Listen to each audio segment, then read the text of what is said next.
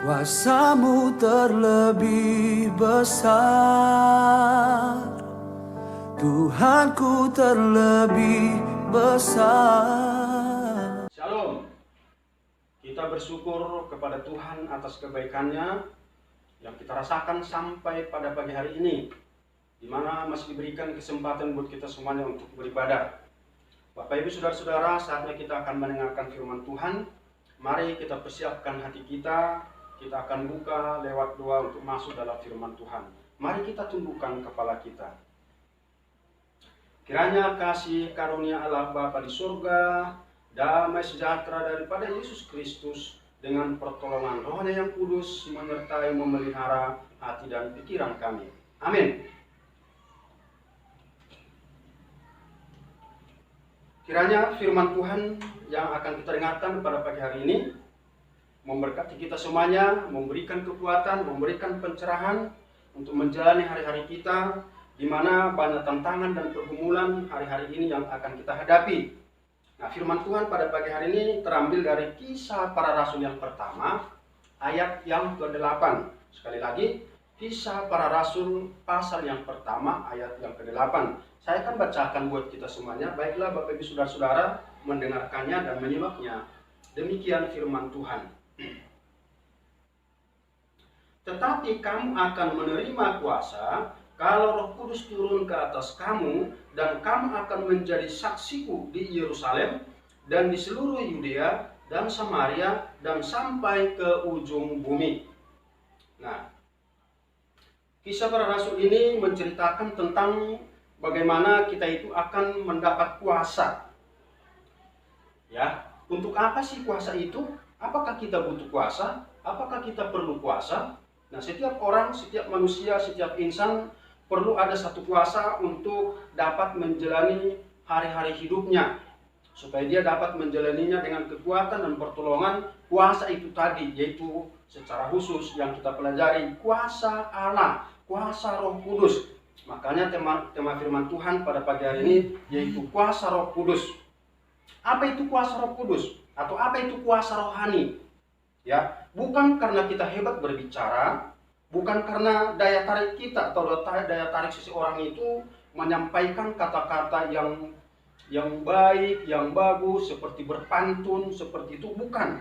Ya, bukan kepintaran atau kemahiran atau seseorang itu cerdik dan cakap untuk bisa membuat orang lain terbuai dalam perkataan-perkataannya, bukan seperti itu. Ya, bukan seperti itu. Tapi kuasa Roh Kudus itu adalah anugerah daripada Allah. Sekali lagi, kuasa Roh Kudus itu adalah anugerah yang diberikan oleh Allah kepada orang yang percaya. Ya, kepada orang yang percaya. Ya, jadi diberikan oleh Tuhan kepada orang yang percaya, sehingga orang percaya itu ada satu kekuatan atau ada satu daya yang hebat yang bisa melindungi hidupnya, menjagai hati dan pikirannya supaya tetap fokus menjalankan firman Tuhan di dalam kehidupannya. Ya, kalau kita lihat di dalam Efesus pasal yang pertama ayat 13 dikatakan di sana, kuasa Roh Kudus adalah anugerah Allah yang diberikan kepada seseorang atau kepada kita saat mendengarkan firman Tuhan. Nah, jadi kapan kira-kira kita bisa mendapatkan kuasa daripada Allah? Ketika kita mendengarkan firman Tuhan. Kenapa? Karena firman Tuhan itu adalah kekuatan Allah. Itu di dalam Roma pasal yang pertama ya. Ya. Firman Tuhan itu adalah kekuatan Allah yang dapat menyelamatkan. Nah, seperti tema yang saya katakan tadi, yaitu kuasa roh, kuasa rohani. Mengapa perlu itu? Ada apa sebenarnya yang terjadi sehingga kita butuh kuasa roh Tuhan dalam kehidupan kita? Ya, ada apa? Ya, oleh karena manusia memang butuh, kita butuh. Ya, kalau kita tidak mempunyai kuasa Allah, maka kita akan lemah. Kita akan bisa terjatuh karena tidak ada yang memimpin, tidak ada yang mengarahkan hati dan pikiran kita untuk tetap berdiri teguh di hadapan Allah. Nah, ketika kita mendengarkan firman Tuhan yang berkuasa itu tadilah yang memberikan kekuatan, memberikan daya di dalam kehidupan kita, hati kita, roh kita, sehingga tetap boleh melakukan hal-hal yang baik. Itu yang pertama ya. Mengapa? Atau apa itu kuasa Roh Kudus? Yaitu kekuatan yang diberikan atau anugerah yang diberikan oleh Tuhan ketika setiap kita sebagai orang percaya mendengarkan firman Tuhan. Ya. Kemudian mengapa perlu kuasa Roh Kudus? Tadi saya sudah singgung bahwa manusia itu karena sering mengalami naik turun di dalam kehidupannya, yaitu rohaninya, oleh karena banyaknya tantangan dan pergumulan yang dihadapi.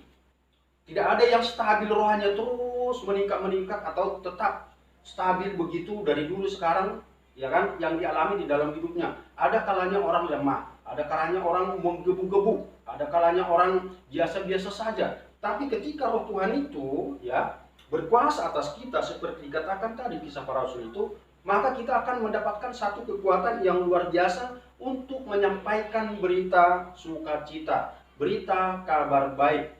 Bukan hanya lewat berbicara, tetapi lewat tindakan kita sehari-hari. Nah, ini yang perlu kita pelajari, mengapa perlu kuasa Roh Kudus itu. Oleh karena keadaan kita atau keadaan jemaat yang menyedihkan dalam arti rohaninya yang turun, rohaninya yang bisa dikatakan ibarat bangunan itu ambruk. Banyak orang berkata begini, saya tetap kuat di dalam Tuhan.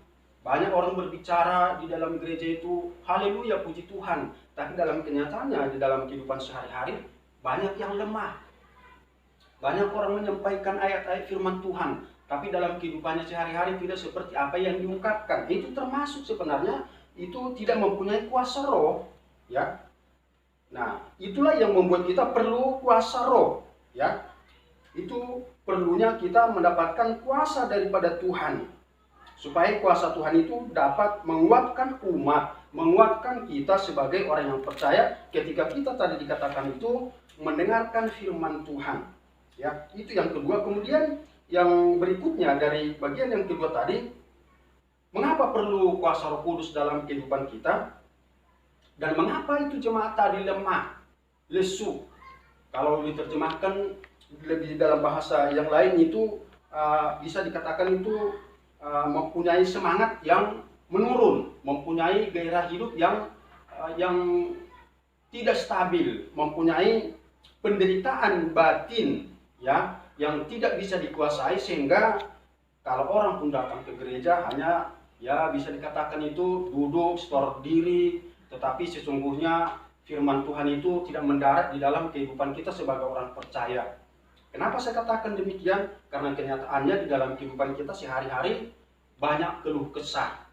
Nah, orang yang kuat itu walaupun banyak masalah dan pergumulan, hanya dia menyampaikan kepada Tuhan.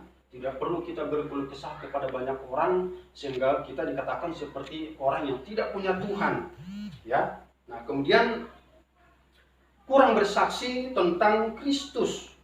Roma 2 ayat 24 dikatakan di sana kan, kurang bersaksi itu salah satunya bahwa kita ini sebenarnya rohani kita lemah, ya, bahwa tidak ada Roh Kudus yang berkuasa atas kehidupan kita. Kenapa? Tidak ada gairahnya untuk menyaksikan kasih Kristus bagi orang lain, ya. Tidak ada gairahnya untuk menyampaikan kabar sukacita, yaitu tentang Yesus sebagai Tuhan dan Juru Selamat. Oke. Nah, banyak orang berbicara memang masalah kehidupan atau masalah masa depan atau masalah keselamatan itu, mereka berbicara tentang yaitu kamu tidak akan selamat kalau kamu tidak mengikuti ini dan itu. Tetapi yang pasti kita tidak berjalan dengan kekuatan yaitu seperti di dalam perjanjian lama. Umpamanya itu kamu tidak akan selamat kalau kamu tidak disunat. Kamu tidak akan selamat kalau kamu tidak melakukan hukum Taurat. Nah, Bapak Ibu saudara-saudara, manusia tidak ada yang sempurna dan tidak ada yang mampu untuk melakukan hukum Taurat. Ya, itulah yang harus kita beritakan kepada orang lain. Nah, kalau semangat itu tidak ada, itu yang dikatakan betapa perlunya kita mempunyai atau memiliki atau dikuasai oleh Roh Tuhan. Ya, kenapa? Karena sunat itu tidak menyelamatkan. Hukum Taurat tidak menyelamatkan, kata firman Tuhan. Kenapa? Karena tidak ada orang yang levelnya, tingkatannya yang bisa mencapai tujuan daripada hukum Taurat. Nah, jadi kenapa harus begitu? Jadi Kristus yang harus kita utamakan, Kristus yang harus kita beritakan. Nah, itu yang dikatakan tadi, kurang bersaksi tentang Kristus. Akibatnya membuat orang percaya itu lupa kadang-kadang bahwa kita ini ada di dalam kehidupan berjemaah, ya kan? Itu kadang-kadang yang membuat kita itu menjadi tambah dalam kejatuhan kita, atau tambah jauh dari hadapan Tuhan, atau tambah keinginan kita untuk mau datang kepada Tuhan itu menjadi lesu, lemah, tidak berdaya begitu.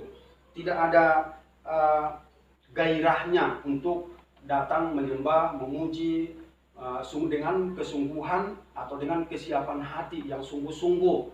Ya kan? Kan perlu kesiapan hati untuk kita datang ke gereja. Ya, perlu kesiapan hati. Ya, bukan hanya kita asal datang ke gereja, tetapi kalau hati kita tidak ada di gereja atau tidak mendengarkan firman Tuhan, maka semua yang kita lakukan itu sebenarnya sia-sia belaka. Ya kan? Kemudian penderitaan-penderitaan itu tadilah yang membuat kita menjadi, dikatakan itu menjadi lemah, merasa tertekan, merasa sesak, bahkan merasa sesat. Bahasa lebih dalam lagi itu seperti kita ini seperti tersesat, nggak tahu arah tujuan yang harus kita tuju begitu. Ya. Nah, jadi ketika firman Tuhan tadi yang disampaikan itu yang berkuasa itu kita tangkap, kita imani, maka itu akan berkuasa dalam hidup kita. Kalau tidak, maka dikatakan sama-sama seperti orang yang sengsara sebenarnya. Ya, seperti orang yang sengsara, menderita, batinnya itu kosong. Ya. Jadi dituntut sebenarnya di sana itu kesungguhan. Ya. Dituntut di sana kesungguhan supaya hidup kita ini sungguh-sungguh dapat melakukan pekerjaan-pekerjaan yang baik yang diberikan oleh roh itu tadi di dalam kehidupan kita. Nah, itu kemudian itu yang kedua. Yang ketiga, Bapak Ibu Saudara-saudara yang kekasih dalam Kristus, bagaimana memperoleh kuasa itu tadi? Kalau yang pertama tadi dikatakan di sini apa itu kuasa Roh Kudus, yang kedua mengapa perlu Roh Kudus, dan yang ketiga bagaimana kita memperoleh Roh Kudus tadi. Dikatakan di situ, kalau kamu mendengarkan firman Tuhan. Ya, jadi tidak ada orang yang tiba-tiba dipenuhi Roh Kudus kalau dia tidak mendengarkan firman Tuhan.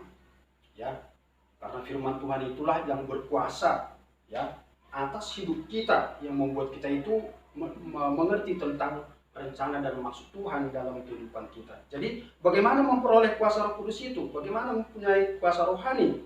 Adanya suatu kerinduan yang sungguh. Jadi berarti ada persiapan. Bukan hanya persiapan hati, tapi dari segala kehidupan kita, termasuk fisik kita ini harus sehat. Kalau tidak sehat tidak bisa melayani Tuhan.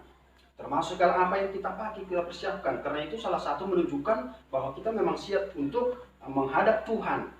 Ya, untuk menyatakan kasih kita kepada Tuhan. Ya, jadi kelakuan itu harus diwujudkan dengan tindakan kita.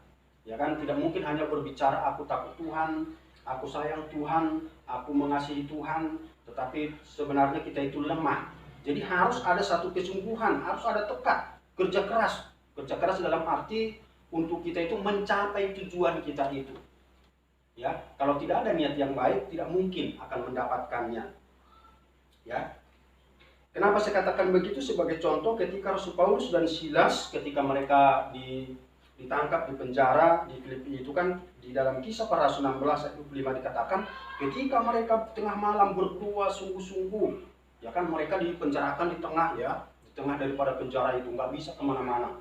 Tapi ketika mereka sungguh-sungguh memberikan waktunya, memberikan hatinya, ya kan, Paulus dan Silas itu, sehingga terjadi gempa.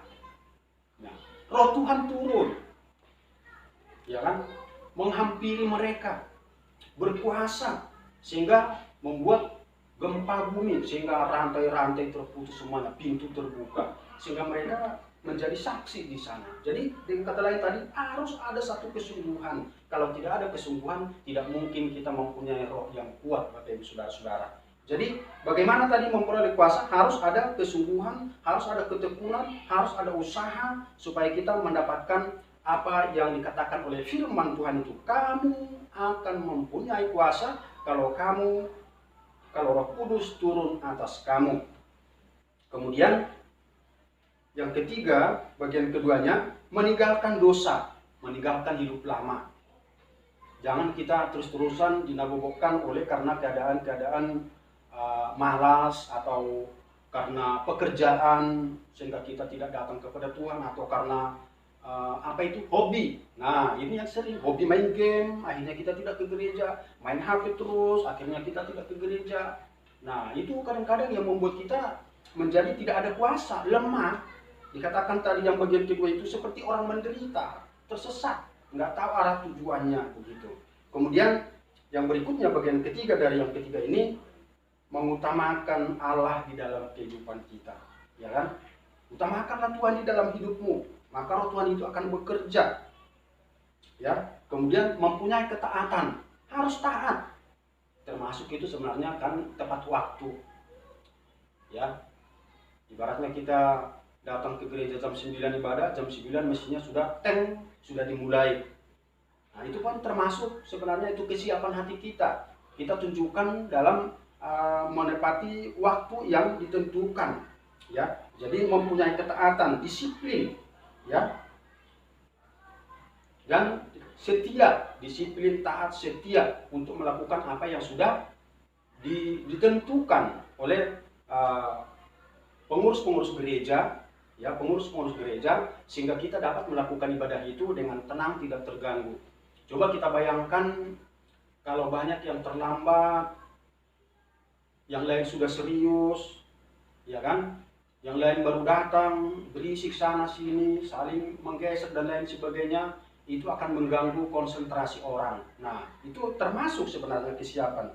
Kemudian yang terakhir, keempat, menerima dengan iman.